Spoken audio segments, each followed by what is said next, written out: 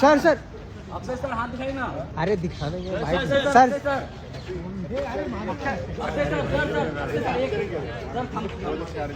चल भाई सब ले ले ले ले ले एक मिनट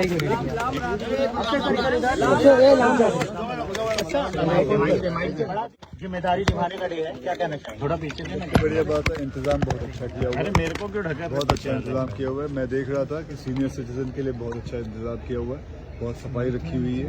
एंड बस आज यही है कि सब लोग आएँ, वोट करें, that is the most important. आप सुबह सबसे पहले पहुंचे हैं, आपसे पहले भी लोग पहुंचे थे। अर्ली आकर अपनी जिम्मेदारी निभाना कितना इम्पोर्टेंट है?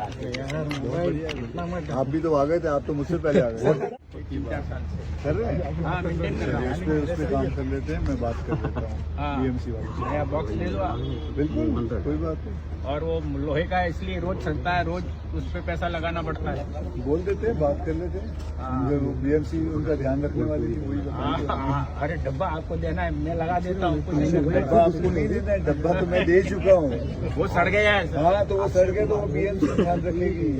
कुछ नहीं कर रही है सर। चलो सर, चलो सर, चलो चलो सर भाई, चलो भाई चल रहे हैं।